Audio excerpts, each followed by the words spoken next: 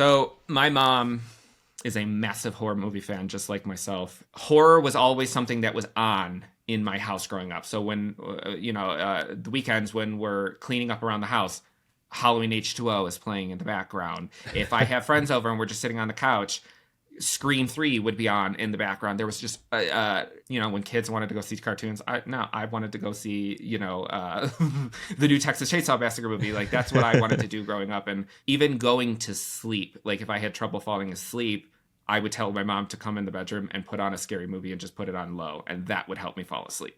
So horror has just always been something that's been a huge part of my life. 3, 2, 1.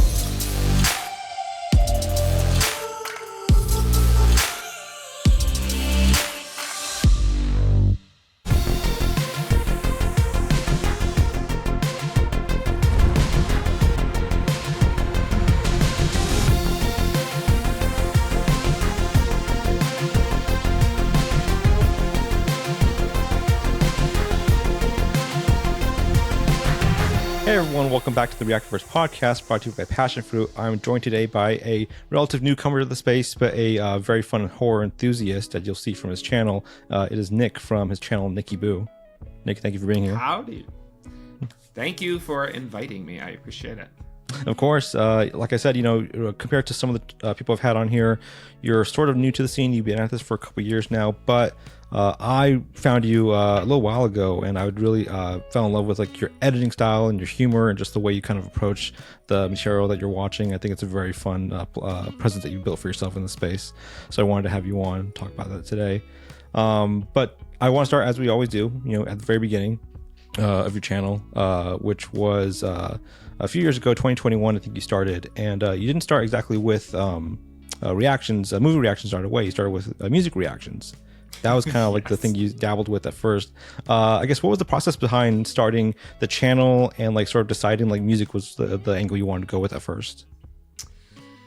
So I used to, whenever I live in Denver now. I used to live in Chicago, and when I was hanging out with friends before, we used to just hang out and watch scary movies all the time.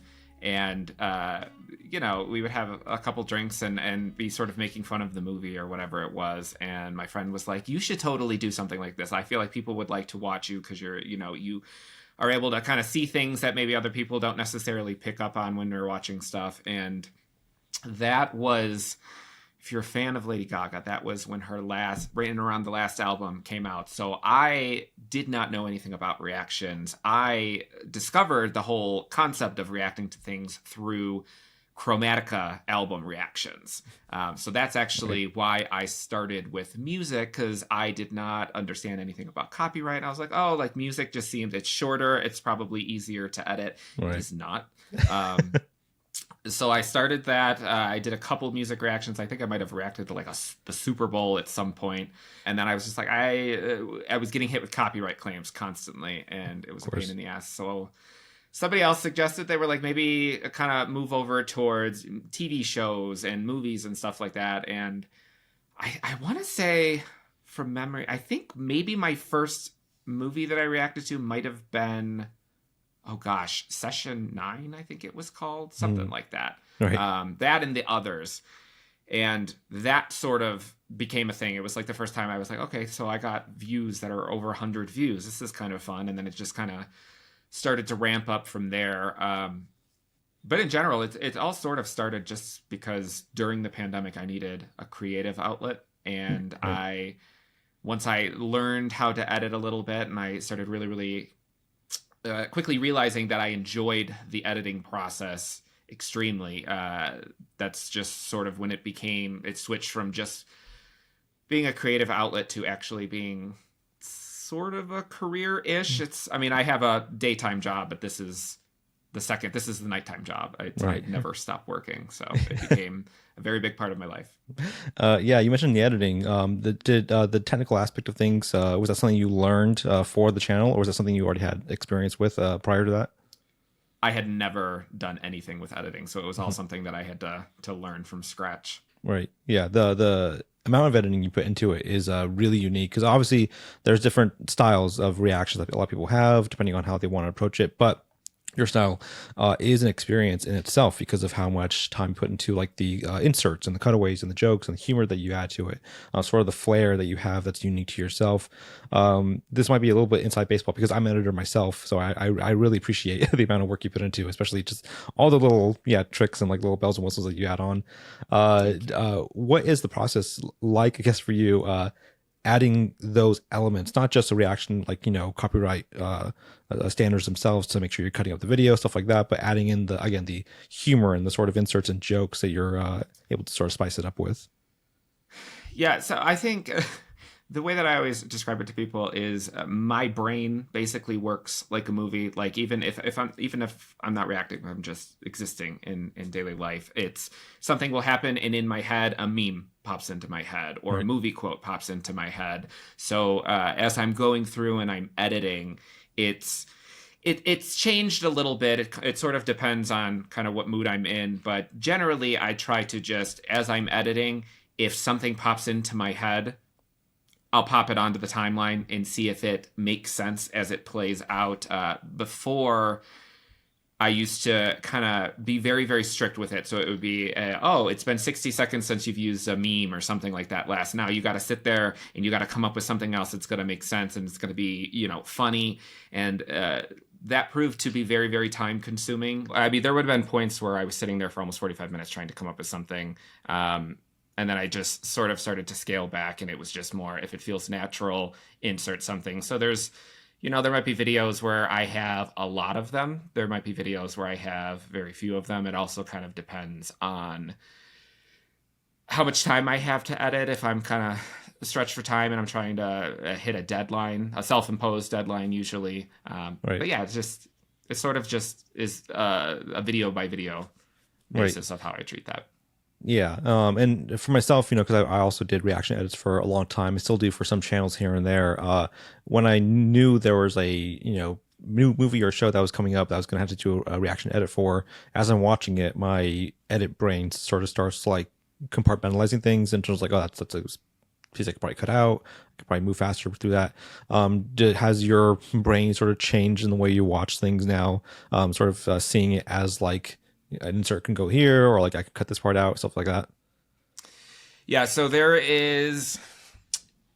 it's gotten a little bit easier now that I have started doing like the full-length reactions. I have those on Patreon, but people probably who are watching those probably don't realize necessarily why I'm saying certain things, because it won't make it into the actual edited video on YouTube. But if I'm sitting there and I'm watching something and something pops into my head, like the clip that of Tokyo Tony always saying, "Well, yes," all the time. Well, yes. If I'm sitting there and I'm watching something and something pops into my head, I'll say it, whatever the meme is, just so that I could remember to insert that. Right. When I actually start editing. I used to just sort of have like a whiteboard that was just off screen that I would make sure that I wasn't breaking eye contact with the movie, but I was writing down whatever was popping into my head. Yeah, that's really interesting.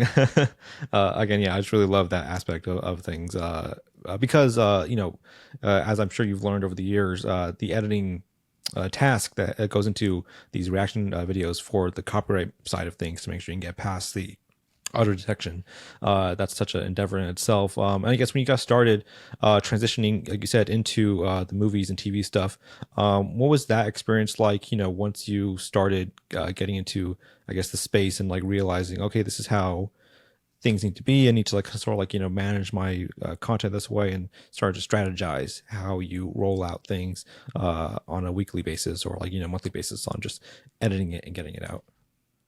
Yeah, so I spent a lot of time on Reddit reading different people's comments on kind of like, this, use 10 seconds of whatever it is you're watching before you cut back to you. And that sort of changed a little bit for me over time. I follow what I refer to as the 6-second rule now. So I might show 6 seconds of footage or whatever before I cut to me. One of the struggles that I used to have is I would be editing in a way that I would try to put myself in the shoes of the person that was watching it. So I'm like, well, if I cut out this scene where I didn't really say much, they're not going to understand what's going on. And I had to remove myself from that, because ultimately the point of a reaction video is it's not supposed to be a substitute for the actual content. It's just, it's a reaction. So you're just reacting to the parts where you said something, where you had a facial expression or something like that. So sometimes I still get into that mindset. So what I'll do is I will cut to me, but you'll still hear the footage playing, just to provide context for the viewer for the scene. But definitely, like when I would never really go over 10 seconds, but I used to have a lot of issues with copyright. The copyright also very much so depends on the studio.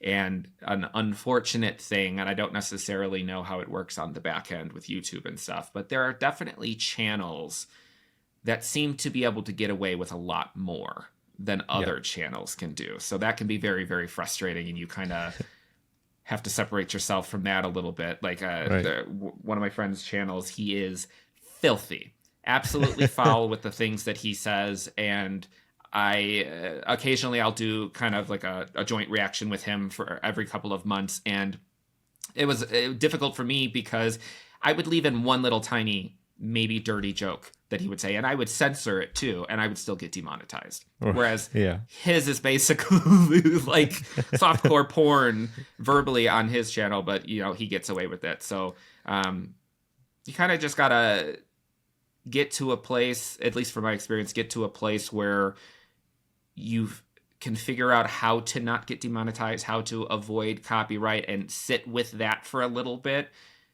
And it basically, at least for me, it seems like YouTube trusts you then. So then you're sort of able to toe the line a little bit, and you're able to leave a little bit more stuff in. But in general, it's the F word. I censor it out, even if it's me or the movie.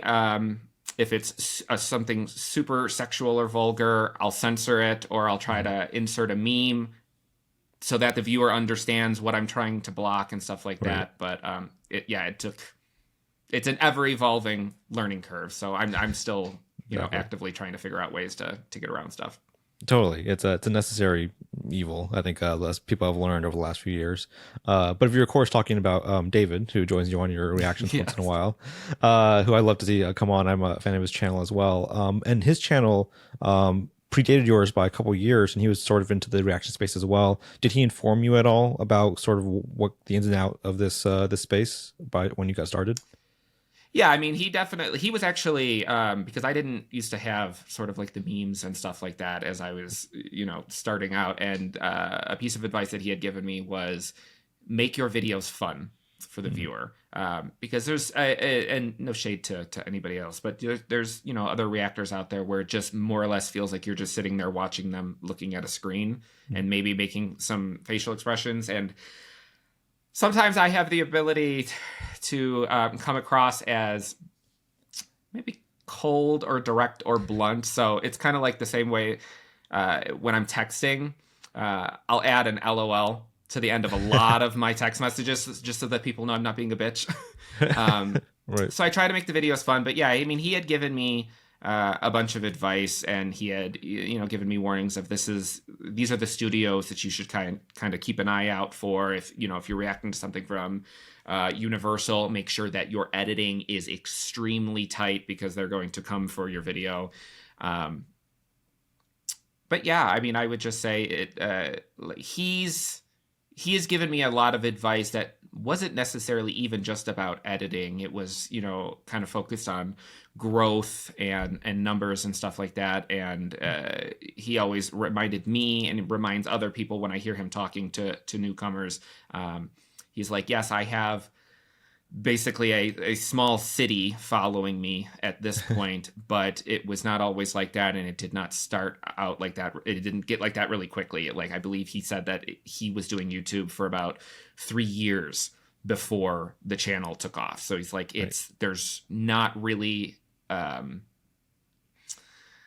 set of rules. There's not this is what you have to do in order to achieve that. It's sort of, when you're discovered, you're discovered. When a video takes off, a video takes off. It's best to just focus on the editing and focus on what brings you joy about doing it, and then the rest will just eventually follow afterwards. Exactly. That's fantastic advice. That's the way I always tell people as well. It's the idea that this has to be an outlet for you first, and then it naturally grows. The sort of audience that it respects that and sees that you're having a good time with your material. And at first, for you, you started out doing the TV show movie reactions. It wasn't strictly horror at first. You were dabbling in other types of genres for the reactions. Do you remember that sort of early strategy of like, what do I watch? How, like, what am I going to sort of decide to stick with at first? So the strategy that I started out with, I mean, I wouldn't even really call it a strategy. It was because I have seen so many horror movies. It was, yeah, I'm just going to go through and I'm going to start watching the ones that I haven't seen yet.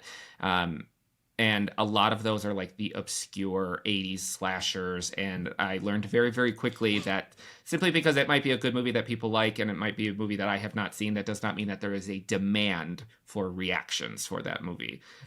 So then it started to shift a little bit into looking at, kind of just searching and seeing what other people are reacting to.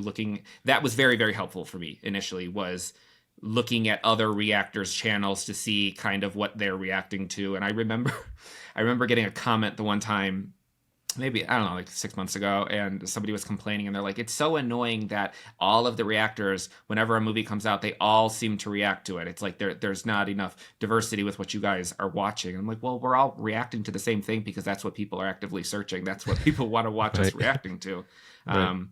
So at the point I'm at now, it's the strategy that I will use often is I will pull up streaming services and I'll go to the horror section and I will see what is actively trending. And if I have not seen it, that's going to go on my list. Now, recently, like 2 days ago, or maybe it was yesterday, actually, I put up a poll because I didn't know whether or not to react to Madam Web or to react to Imaginary. And I was fully convinced that people were going to tell me to react to Madam Web because they know that I have a love of shitty movies. And majority of them told me to react to Imaginary. So sometimes I'll, put it in the audience's hands. And sometimes I just look at the streaming services, but I would say up until you're at a point where you have, 100,000, 200,000 or more subscribers, at least for me, I'm not ready to necessarily do like rewatches of movies that I've already seen or the more obscure ones.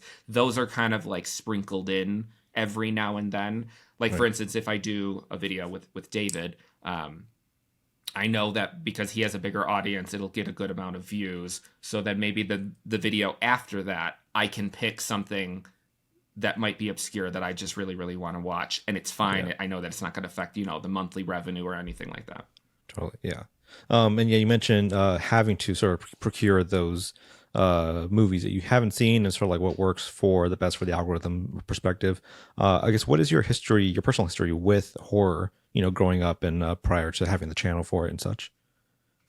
So my mom is a massive horror movie fan, just like myself. And I always crack a joke to people when they ask me what the first scary movie is that I've ever seen. And I'm like, I'm fairly certain that I was listening to the Halloween soundtrack while I was still in the womb, because that's my mom's favorite movie. That's my favorite movie. Right. And it's very hard to pinpoint what like the first one would be. It was just, horror was always something that was on in my house growing up. So when, the weekends when we're cleaning up around the house, Halloween H2O is playing in the background. If I have friends over and we're just sitting on the couch, Scream 3 would be on in the background. There was just, I mean, this is probably not very good for a young person to be watching, but the first movie that I ever saw in theaters, I was like 5, was the original Scream.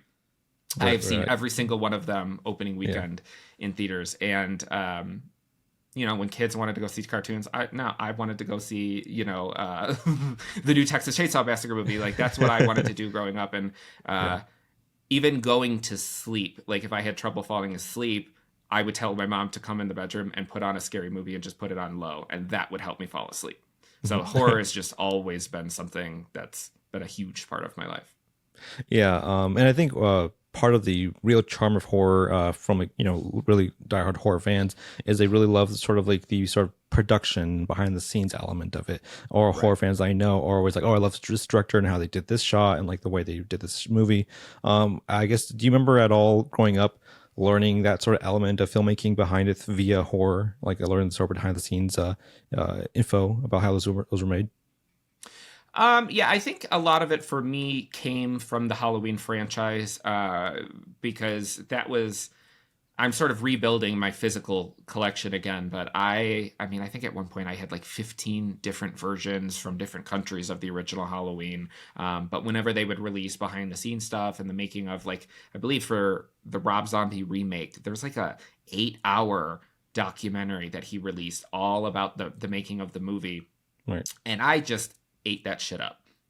So just learning about all of the stuff, and then as I got older, starting to be able to actually see it more through the artistic lens versus just this is what we did. So now it's, when I see a beautiful shot, like, that means more to me than, oh, this jump scare just scared the shit out of me. Like, I can see the artistic vision in it, and that's what draws me towards it now. Of course, yeah. And yeah, so for the reactions, having that sort of information about how you approach digesting those things on camera becomes a much more fruitful endeavor. Do you have any sort of approach when you're watching something in terms of like how you want to engage with it? And again, like you said, balancing that professional insight into the production with sort of like just like maintaining a sort of fan surface level perspective of like, I just need to let it wash over me and experience the film as the sort of filmmaker intended. Yeah, that can be hard sometimes because I have a tendency, not in a negative way, but like when people are watching, people running from the killer, and they're like, no, this is stupid. You should have gone this direction. You should have remained quiet or stay hidden. I have a tendency to focus on that a lot. The realism aspects of certain things, so I often have to disconnect a little bit from that, especially like with the newer Scream movies. The more they make, the more unrealistic they become, so having to kind of step away from that a little bit and just sort of have fun and enjoy it. So putting yourself in the character's shoes, at least for me, helps a lot. Focusing on the cinematography, focusing on the score, versus just focusing on the stupid characters and everything that they're doing wrong. I would say initially it was a little bit hard to get into the groove of what it was like to actually react to something, because for most people, they're used to sitting there being quiet and watching something. So I had to learn how to take what was going on in my head and vocalize that while still being able to watch the movie. Because exactly. As you said, you've done plenty of reactions before, so I'm sure you've gotten tons of comments which are like, I wish you would just shut up and watch the movie. And I'm like, well, welcome to a reaction channel. Like, you were supposed to be talking. Right. So that was a little bit difficult initially. And I would say now it's occasionally I have to learn in real life. If I'm just sitting there watching movies with my friends, I have to learn to shut up because I'm vocalizing everything that I'm seeing. But yeah, it's a little bit of a challenge sometimes. It's still a little bit of a challenge. Yeah, it's a tricky balance. As you said, I've definitely seen comments from people on various channels being like, yeah, I wish you would just, like, why do you have to talk through the whole thing? It's like, well, that's what the video is for. That's the point of it. Right. We could give you a cut of just sitting in silence for an hour if you want. That's totally doable. I don't think that's what you're here weird. for. Yeah, that's weird. Yeah. And from the horror perspective of things, again, making this channel solely focused on horror and horror movies for yourself. Obviously the landscape of horror is ever shifting. There's eras of which, people come in, new filmmakers and such like that. I guess as someone who is so informed in the space over the last decade or so, do you have any sort of particular favorite horror films or directors that have come up that you're like, I really love it, who this is, the way they're doing it, they're like, and how they impacted the scene? Ari Aster is a big one. Hereditary is one of my favorite movies. And I think what I have learned, growing up and seeing so many movies, is I really prefer an attention to detail. There's the last, decade or so, we've been in a sequel craze. And, in the 2000s, it was the remake craze. Now we're in the sequel craze and the nostalgia and requel, or whatever you want to call it, phase. Right. And because of that, I am a big fan of continuity. I get annoyed with plot holes, so I appreciate the directors who kind of view things similar to me, where they want to honor everything that came before. They want to, have Easter eggs and they want to have these specific details in the background. I feel like Ari Aster does that very, very well. I feel like every time I watch Hereditary, I'm spotting something new that I didn't see before. Right. And then there's directors like Radio Silence. And I feel like their approach is just more like popcorn fun. Like just, for a younger audience, we want you to come in and we want you to have a good time. We want you to hoot and holler, and then you leave and you don't really think that much more of it. I don't necessarily want the types of movies. Well, I would say the types of horror movies that I don't like, or movies in general, are the movies where I don't know what I just watched and I have to Google it afterwards and look up 15 explanations. I don't particularly like those movies. Right. So something that I can understand, something that shows an attention to detail and a focus on quality storytelling and also being scary versus cheap popcorn jump scares. I say this as I'm editing Imaginary. But yeah, I mean, like Wes Craven would always be one of my favorite directors, although I always mention to people that Wes Craven, there's movies that were directed by Wes Craven that I would not have known unless, like, if I didn't look it up, because he didn't really have like a signature style. What he was good at was other things. But yeah, I mean, Wes Craven, early John Carpenter, and more present day, I would say Ari Aster, the more think pieces. But I've never really been a huge fan of like the overly gory movies. Right. Like I've seen both the first two Terrifiers one time, and that was enough.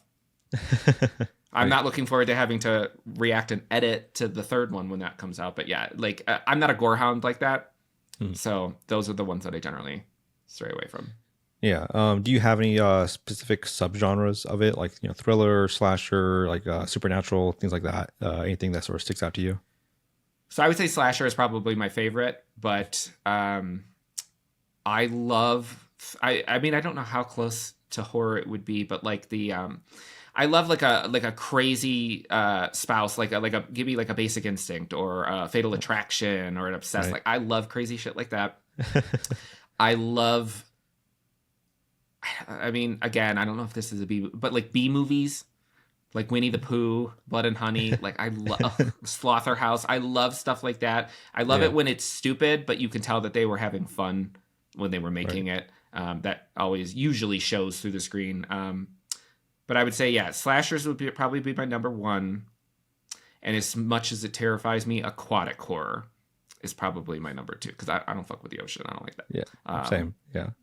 And that scares the hell out of me, and it usually makes for a really good reaction too. Like when I saw 47 meters down in the theater, I actually had a panic attack and had to walk out of the theater for a little bit before I could go back in, because I don't like that. So, have you seen the film Underwater? Unfortunately, it's so good, but it scared the shit out of me. Yeah, same. Yeah, I have a big fear of the ocean as well, and the deep water. Yeah, so like that was also a very traumatic experience for me. Did you when you started dabbling in, say, like the horror films for the sake of the channel, you also started doing queer movies as well? You did Love, Simon and Bottoms.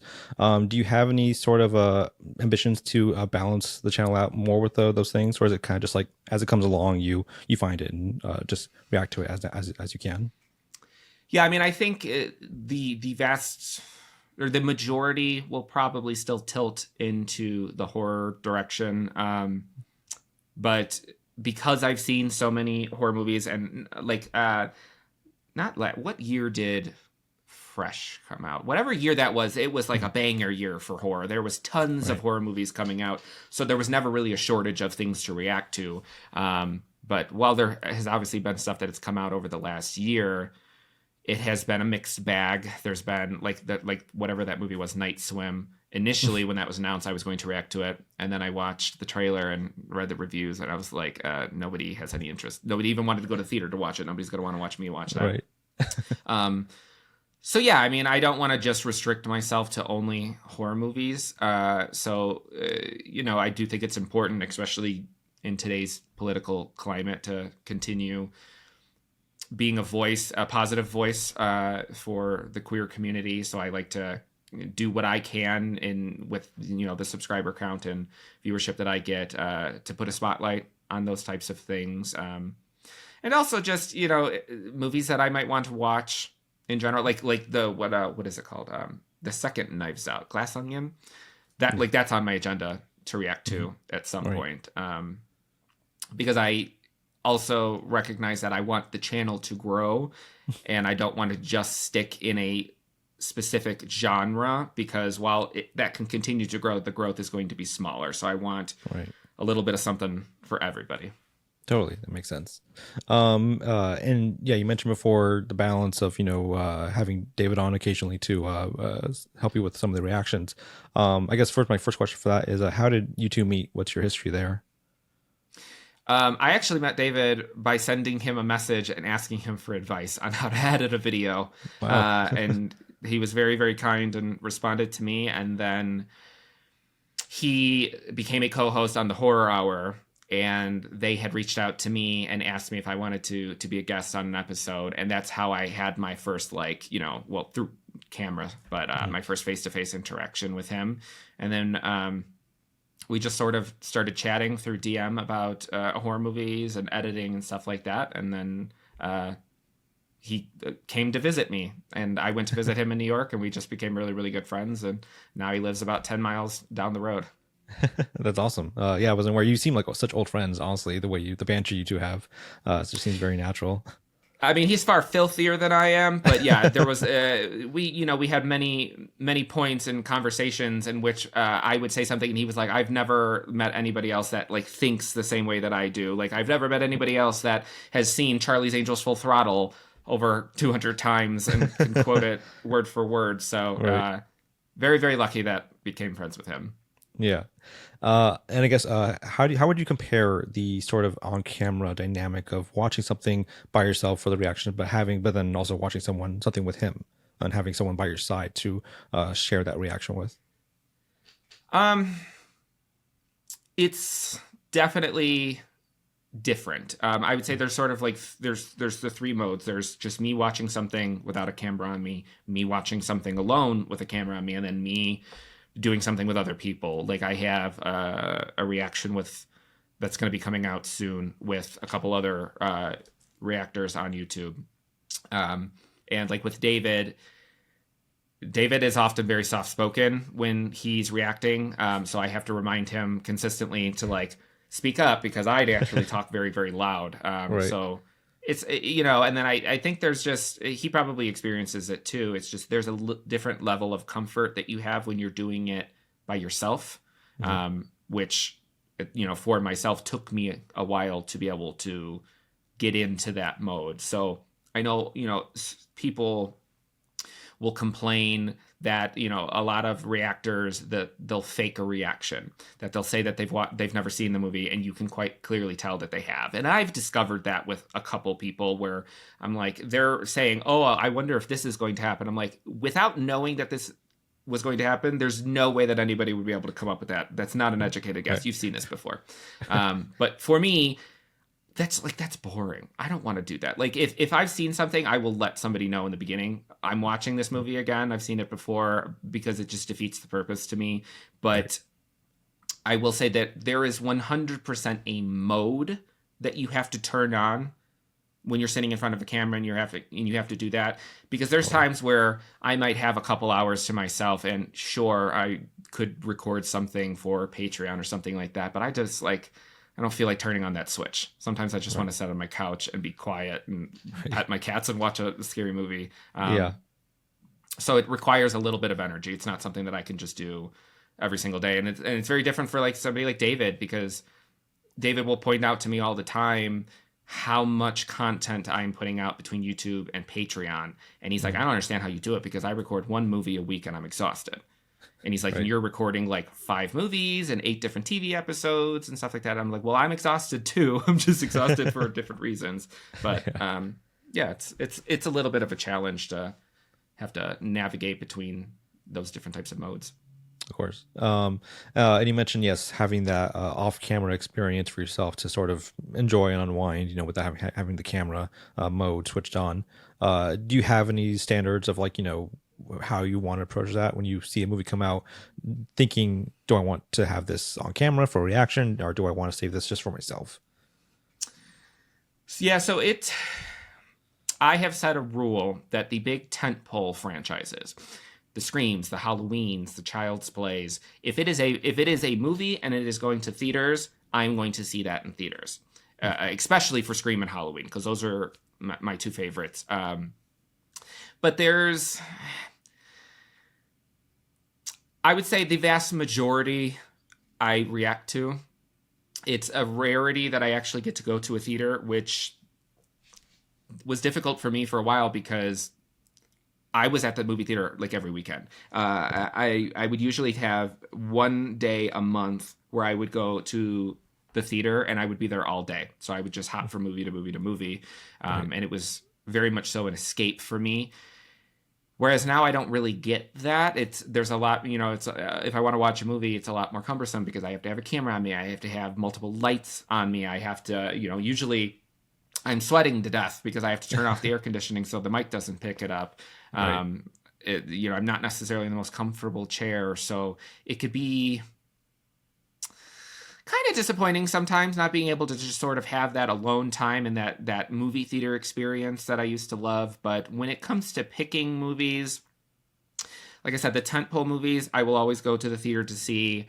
Usually Marvel movies, I will always go to the theater to see. Like if it's a big action movie and it's something that like I want that full cinematic experience with the sound system and everything like that, that will be in a theater. But I would say at this point, it is vast majority reacting, especially in the rare occasion in which I've seen something where I watch something outside of reacting and then I tweet about it. And then I have to deal with people yelling at me. Why did you not record a reaction to this? I'm like, because I'm exhausted. I don't want to. Right. But yeah. And managing that exhaustion, as you said, because you're putting so much on Patreon and such a huge schedule of things to manage on a weekly basis. I guess, how do you approach that work-life balance of, maintaining your sanity and your energy throughout that? There is no balance. There is no balance. That's actually been one of the biggest struggles with all of this is, eventually it is sort of my goal to have YouTube be my full-time gig. I'm not there yet. Between YouTube and Patreon, I've gotten to the point where it's sort of matching my day job. Right. So I probably still have like a year or two to go before I'm able to switch that. But like a normal day for me is waking up at 7:30 in the morning, doing my day job, and then as soon as I clock out of that, I am either recording something or I am editing until like 10 o'clock. And then I go to the gym and then I come home and I go to sleep. And usually I have the weekends, at least a day or two on the weekend to myself. But it varies week to week. But I'm also I enjoy it. Yeah, I'm exhausted, but it also depends. Because initially I was doing 2 videos a week. Never again. Because you try to chase like, oh, you want to have this new thing is dropping, premiering on television, like Chucky with the first season. That's sort of the thing that sort of launched my channel and took off. But I was so desperate to get my reaction out first that the episode would drop. I would record it and then I would be up all night long editing that, and then I would post it at like 7 a.m. and maybe get an hour or two of sleep before having to start my normal job. And there was at one point, which is kind of when I was like, okay, I'm not doing that anymore. I think it was like very early into season 2, and I was following that same sort of schedule, and it was my lunch break, and I went to take a shower. And I sat down for a second because I was just exhausted. I woke up like 2 hours later. I just fell asleep in the shower. So it is a lot of work, especially with how much time I put into editing a video. But I've learned that, the audience isn't necessarily going to go anywhere if you don't hit a certain schedule. Usually I try to post once a week. The last month or so, because I've had so much going on in my personal life, it's kind of been like every 2 weeks. But whatever keeps me sane is what I'm going to do. But in general, I'm usually 90% of the time exhausted. Yeah, that's a good rule of thumb, though. Keep yourself sane. And I again, from an editor's perspective, I really appreciate the amount of work you put into it. And I know when you put a video out, that's a quality product that you're putting out. So the time in between is worth the wait, because it's not just cranking out the next thing. It's something that an experience that you're really building for your audience. I really appreciate that. So say, for the future, as you're getting, like you said, expanding for the channel, stuff like that, do you have any specific plans or aspirations you want for the channel to take it to the next level? Well, like, people keep asking me to do like game streaming. That sounds like too much work for me. Maybe like once I make YouTube full time, but Right. Within the next 2 or 3 weeks, I'll be launching channel memberships. Which is I'm still trying to iron out exactly how I'm going to do that, because I want it to be a little bit of a different offering than what's on Patreon. But yeah, I mean, at that point, then I'll have YouTube channel memberships and Patreon, and I'm hoping that with the channel memberships that sort of helps the channel continue to grow. But in general, I would just say right now I'm just trying to stick to the movies that are popular, that are coming out. Still refraining from doing the big rewatches. Like Psycho, the only reason I did that was because David was going to be on with that video, so I could get away with doing a rewatch of something, because eventually I want to do Psycho 2, which I've never seen. And I was like, it would be weird to put Psycho 2 on the channel but not have Psycho the original on there. But yeah, I would say just in general, channel memberships are sort of my next bigger thing that I'm going to be adding. Yeah. The Psycho, I was actually just watching the Psycho reaction earlier today to catch up, and I forgot to mention the costumes that you usually put into the videos. This is also one of my favorite aspects. I guess, what is the process behind setting those up, the costumes, like for yourself, solo on camera, also between you and David, when you do it together? It sort of depends. Like, I know that they're like Brad Evans, who is another reactor, he loves costumes. So like, he's going through the MCU right now, and each one he's dressing up in a different costume. I don't have that energy. I don't have that same energy. So I kind of try and pick and choose, especially because it's like, if you're only seeing me from here up, there's only so much that I can do. But I don't know, like with David, because he's generally a little bit sillier, it's just more fun to dress up and do stuff like that. I posted something on Patreon last week. I rewatched one of my favorite movies, Drive, with Ryan Gosling, and I have a replica of the jacket that he wears, so I wore that in the reaction. But there's not really a specific plan for it. It's just, if something pops up and I'm like, oh, I have something in the closet that I could wear for this, then I'll wear for it. Now with Chucky, I generally try to go out and buy a new shirt or whatever for each episode, which isn't the most cost-effective thing to do, but I don't know, it's fun. Yeah, but Chucky's worth it. I think so. That's right. And yeah, so I guess looking, for the channel, like right now, do you have any movies that are coming out, horror-wise or otherwise, that you're looking forward to, that you're kind of like on your radar? Maxine is I would say Maxine and Nosferatu are the two movies coming out this year that I'm most looking forward to seeing. I think Terrifier 3, I don't remember when that comes out. That might come out in January, so that might be past the cutoff date. But I know, like, I'm expecting that to do really good, because that's trauma dumping. Like, people love watching people react to those movies and seeing who's going to get close enough to vomit. So I'm not excited to watch it, but I'm excited to have that come out. But yeah, I'm trying to think, like, I feel like this is another one of those years where there's not a crazy ton of things coming out. I know that there's a movie, something about like tarot cards.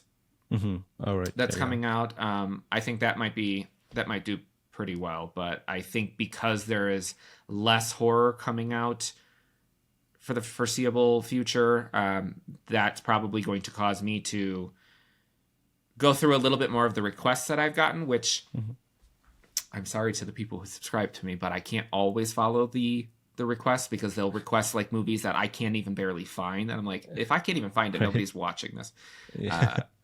But yeah, working through a little bit of the more commonly asked for movies, and probably branching into some other genres as well. I had put up a poll recently asking if people were interested in Star Wars, and they were like, no Star Wars.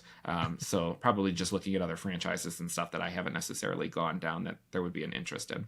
Right. Yeah, I just saw Late Night with the Devil last week. That was a really great one.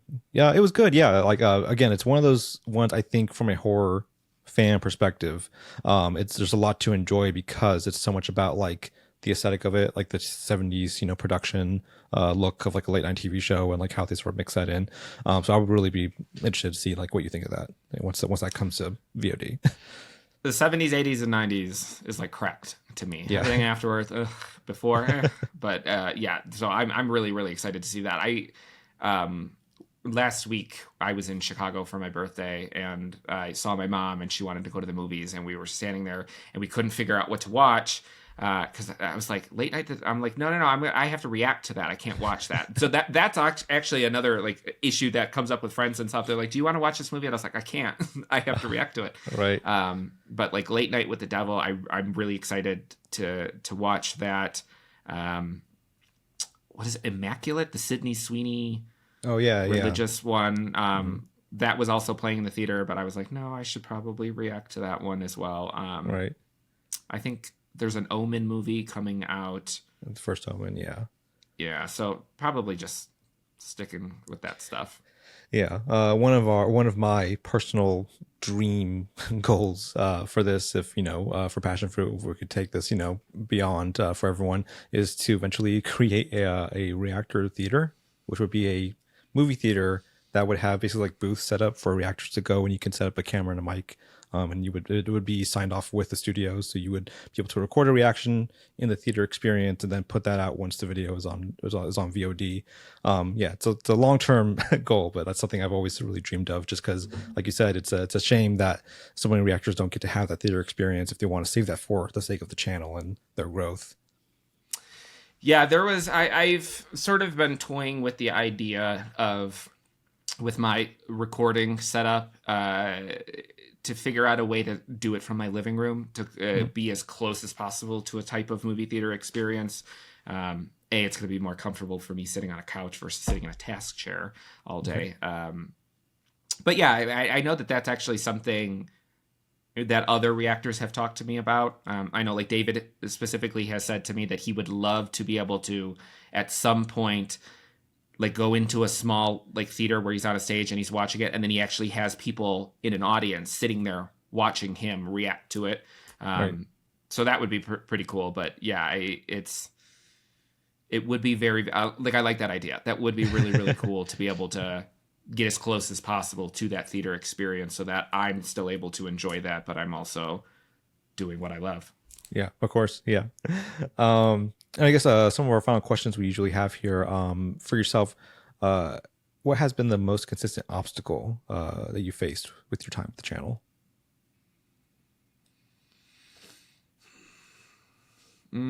I would say either copyright or it's more like editing. Like I'm very, very anal about my audio. Mm-hmm. And I've been told by everyone, they're like, your audio is fine. I don't know what you're talking about. You have better audio than most people. And I will sit there, and I've talked to other reactors about it. I'm like, how do you do your audio? And they're like, well, I just pop it onto the timeline, and maybe I lower, like if I know that I talk loud, maybe I'll lower it 3 decibels, and then I just go and I clip everything. And I'm like, so you don't manually normalize the volume for every single individual clip? They're like, no, that's crazy behavior. I'm like, that's what I do, because I like my volume to be very consistent, right, which takes up a bulk of editing time. But I would just say like either copyright or spending too much time editing, because I spend probably more than I should or need to. Right. My best friend is an audio engineer, so I think he would appreciate that answer very much. So don't worry. It doesn't go unnoticed. the effort into it. Appreciate it. Yeah. The audio is just gets on my nerves. And how do you feel you've personally grown yourself over your time with the channel?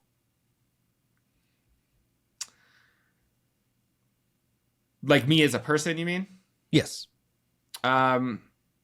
So funny little story. In relation to David, So I have always struggled with, ever since growing up, I've struggled with, just being comfortable with my personality and not feeling the need to, act more masculine or anything like that. And I remember when I was scrolling through YouTube and I was just starting to discover reactions, and I saw a video from David. And I maybe got through 3 minutes of the video, and I have no idea how this person is this vulgar, is this flamboyant, and doesn't care. Like, this is crazy to me. And then I just got, like, it was like maybe a couple days later, I saw another one of his videos, and I started watching again, and I was like, oh wait, he's really, really funny. And there was something about seeing how many views he was getting, how many subscribers he had, reading the comments that people were leaving him, and there was something very, very inspiring, not about like, oh, I want to have that many people subscribing to me. It was, I admire the fact that this is a person who has absolutely no fear of being themselves. And by being themselves, that gravitate, or like that pulls people towards him. Mm-hmm. And I told him that very, very early on, and which is probably part of the reason why he entertained DMs that I had sent him. But it has taught me to not necessarily feel ashamed of my personality, that maybe it might not be for everybody, but it is for some people. It's been very, very cool. Like, I go to horror movie conventions all the time, and it's been very cool to have people coming up to me, and not just like, oh, hi, can I get a picture with you, but telling me, oh, your video has helped me get through this really dark, depressing time in my life. I watch you when I need a laugh, when things feel too heavy. And it's very, very easy to, at least for me, to be sitting here for, 15, 20 hours a week editing a video and just being concerned of, oh, I don't want to get copyright. I want to make sure that I get this out by Friday. I have to make sure that this is under 40 minutes, stuff like that. And not realizing, like, what I'm doing, all of this effort that I am putting in, even if it's like helping one person, it's doing something for other people. It's, yeah, sure, it provides entertainment, but apparently based on the things that people are telling me, it provides them something else too. So it's just very rewarding in that way. And it's really the first time that I've found something in my life that I genuinely am passionate about doing. Mm-hmm. So yeah, the whole thing has just been very, very rewarding, and it's helped build confidence. So of course, yeah, that's wonderful. That might tie into our final question here, which is beyond any sort of financial or monetary value, what would you say is the most rewarding aspect of the channel for you? So I know a lot of people don't like to watch their own videos, but especially because I'm anal about sound, I always watch my videos back right before I post it, like from start to finish. Yeah. And when I insert like a meme or something, or I have some sort of gag, and it makes me laugh, I feel so proud of myself. Yeah. And I don't know, like, it's so small, like you mentioned, like, with monetary stuff, like, sure, I love getting a video that does a ton of views because it gets me more money, right. But yeah, I feel like because it's been so long since I've found something, especially through like a technology field, where I'm able to combine technology and I'm able to combine being creative and being successful with that, because I've always done stuff from a creative aspect, but like, despite the fact that I went to college and have a degree in IT, I don't like, I'm not sitting there programming. I don't like that. Right. Stuff was completely over my head. So to be able to find something sort of within that same realm that I'm able to combine what I'm passionate about with it, and I can feel very proud of it afterwards, that is hugely rewarding to me. Of course, yeah, I feel the exact same way. Again, from editor's perspective, I do a lot of editing for other channels, but when I have like a meme or an insert in there that I feel it's like really funny, like I will go back and just enjoy that for myself and be like, yeah, that was a good one. I'm pretty proud of that. I mean, I absolutely love it. I love it. Yeah. Yeah, we do have our final questionnaire here that we give to everyone. Just 10 questions down the line for you. I'll adjust them a bit for your own tastes, obviously, since as a horror expert here. The first one would be just what is your favorite horror TV show? Ooh. I mean, does Buffy count? Of course, yeah. Well, yeah, Buffy is my favorite TV show. Buffy's my favorite thing ever. So Yeah, that's absolutely Buffy and Angel. answer. Yeah. What was your favorite horror film? The original Halloween from '78. Yeah. I'm blanking out when the final two came out. Did you have your channel around already for those final two kills and ends? I know. Yes. I had just started it when Kills came out, but yeah, it was already established by the time Ends came out. Okay, yeah. Again, because I know they're rebooting it now. That's the plan that they're saying. So I would love to see your take on it once that comes around. Oh yeah, because I think it's supposed to be a TV show, right? Yes, yeah, that's the plan. Yeah. Yeah, so that'll definitely be on the channel. That if it's not in theaters, then it will be on the channel. Right. I guess what stresses you out? Oh gosh, everything. Everything. I'm just that's just my baseline. I'm just constantly stressed. But deadlines, I would say. Not necessarily allotting enough time for myself outside of YouTube and stuff like that. But Right, yeah. What helps you relax? Well, what can I say for the internet? This, I know, like, a lot of people don't like driving. I am a huge fan of just going on like late night drives. So because now living in Colorado, I just like to put on like synthwave music and then just go drive through the mountains at night. Yeah, that sounds great. Yeah, actually, yeah. I wish I could do something like that here in LA. Not to be stuck in traffic and move a mile, for 20 minutes. Oh my God. Yeah. I was just in LA and I went there for the Halloween 45 Years of Terror convention. And I had all of these filming locations that I wanted to go and see. And the first day I was like, all right, I have 30 on my list. And I tweeted that and somebody was like, you're in Los Angeles and you think you're going to make it to 30 different spaces in one day? You might make it to like 5 or 6. We made it to 6. Yeah. That's fortunately how it goes here. What is a hobby or passion you have outside of TV and film? Oh gosh, I don't know. I feel like so much of my time is spent with like editing and stuff. I mean, I like artistic shit. So like I like painting. I do acrylic pours a lot. And just like, I don't know if it would be considered a hobby, but like I am very, very big into music. So I love going to concerts and like music festivals. I go to music festivals all the time. Of course. Yeah, definitely counts. What fictional character do you relate to or just care deeply about?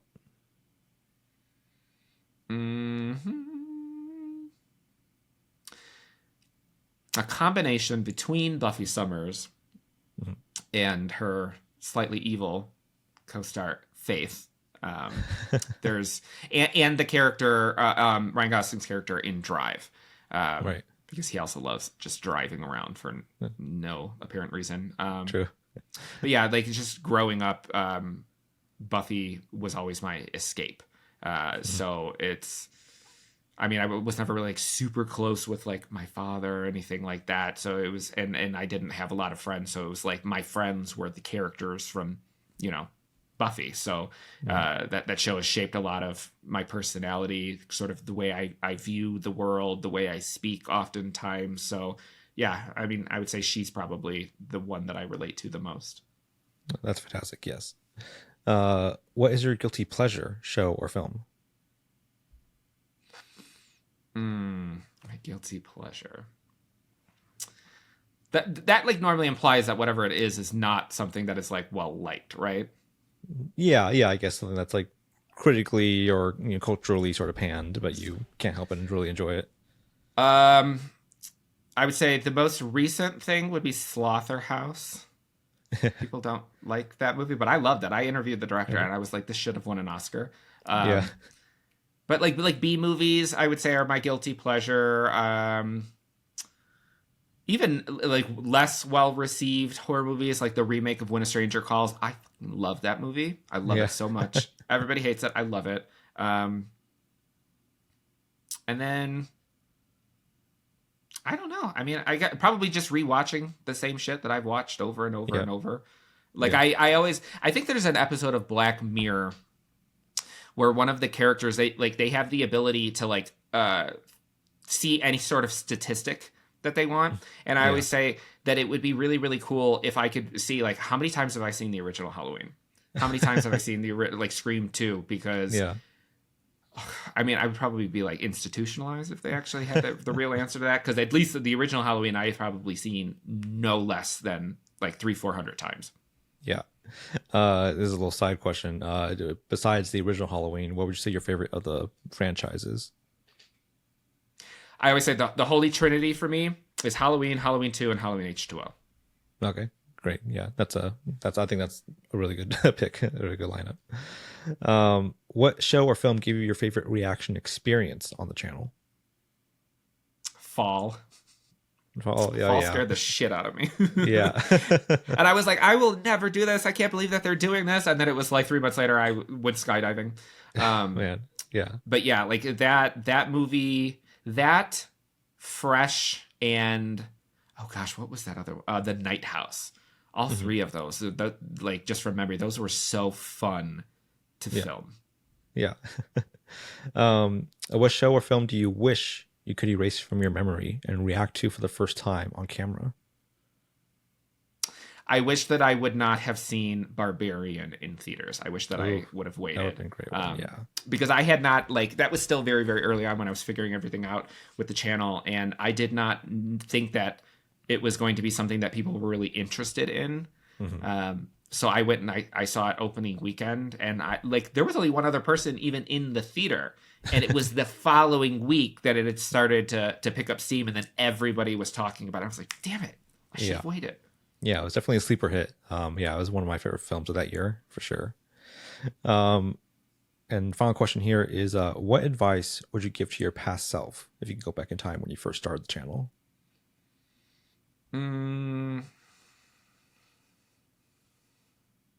Lower your pitch on music. Yeah, that would have avoided a lot of copyright issues. Yeah, that makes a lot of sense.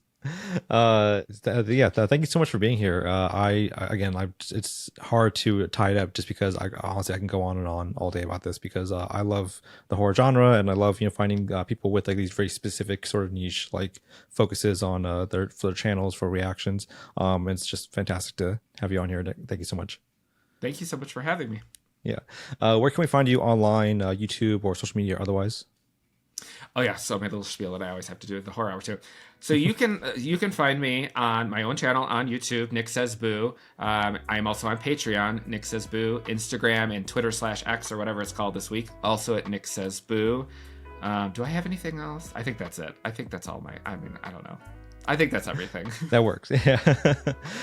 You can find me at Necronic across social media. You can find us at Passionfruit for Us on Twitter and Instagram. This goes up every Monday. If you see this on YouTube, please like, subscribe, all that good stuff. If you find this on the Passionfruit newsletter, please subscribe to that as well. We appreciate you all following there, and we'll catch you on the next episode.